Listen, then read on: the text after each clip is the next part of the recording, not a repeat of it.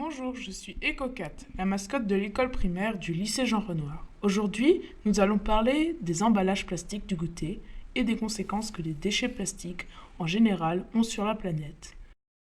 Nous allons ensuite voir ensemble quelles peuvent être les solutions pour réduire ces déchets, de façon à mieux comprendre. Nos éco-délégués, Clairvy, Théo, Lina et Charles sont partis suivre le chemin parcouru par un emballage de goûter. Tout d'abord, ils sont allés dans la cour faire le constat de ce que l'on trouve dans les poubelles. Alors les enfants, qu'avez-vous trouvé? Eh bien, nous avons trouvé beaucoup d'emballages plastiques. Mais que se passe-t-il lorsque je jette mon emballage plastique à la poubelle? Et que devient-il? Pour le savoir, nous avons coloré un de ces emballages pour nous arriver à suivre son parcours. Le camion poubelle amène notre emballage jusqu'au centre de tri.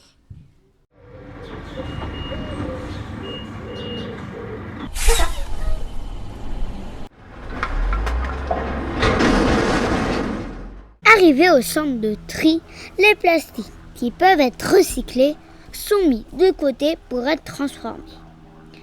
Les autres sont brûlés pour produire de l'énergie. Mais que se passe-t-il avec les déchets plastiques qui finissent dans la nature? Nous avons fait quelques recherches à ce sujet. Nous avons trouvé que le plastique pouvait se retrouver dans la mer sous forme de microplastiques. Le microplastique? Mais qu'est-ce que c'est? Un microplastique est un petit morceau de plastique qui pollue l'environnement.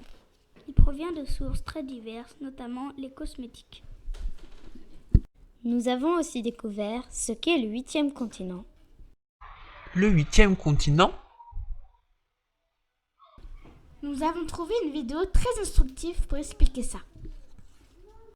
À quoi ça sert? Ça veut dire quoi ça? Pourquoi c'est comme ça? C'est où? C'est qui lui? Un jour, une question. C'est quoi le 8e continent? C'est un continent très différent de l'Afrique, l'Amérique, l'Antarctique, l'Asie, l'Europe ou l'Océanie. Il ne s'est pas formé il y a des millions d'années, mais seulement des dizaines d'années. Comment? À cause de déchets produits par l'activité humaine. Eh oui, c'est un continent de déchets flottants qui pollue les océans. Ces ordures arrivent par les cours d'eau ou viennent des plages et des bateaux.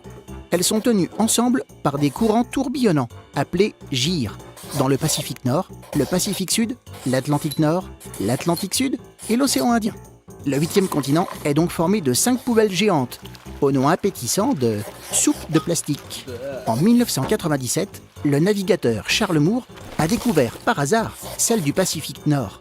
Depuis, il est devenu urgent de mesurer les effets de cette pollution. Poison mortel pour les animaux, poissons et oiseaux qui avalent du plastique. Alors, peut-on rayer de la carte cet encombrant continent? Il faut déjà le surveiller.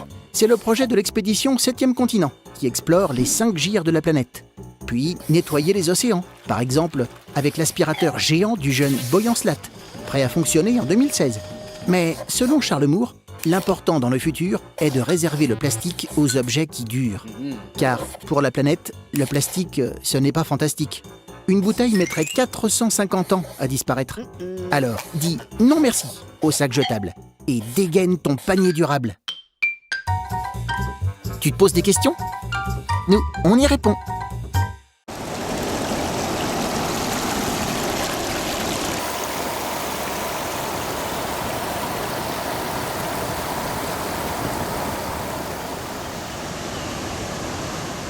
Mais alors, quelles sont les solutions pour éviter les emballages plastiques à l'école?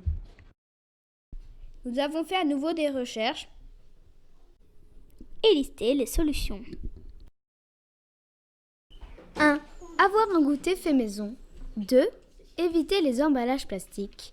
3. Avoir une boîte à goûter réutilisable. 4. Avoir une gourde réutilisable. 5. Prendre du pain pour le goûter.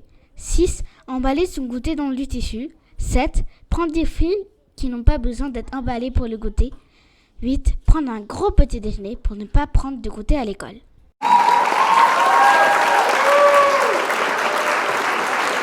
Idée de goûter. Des sandwichs, des légumes ou des fruits coupés, des muffins au yaourt. La recette dans une prochaine vidéo.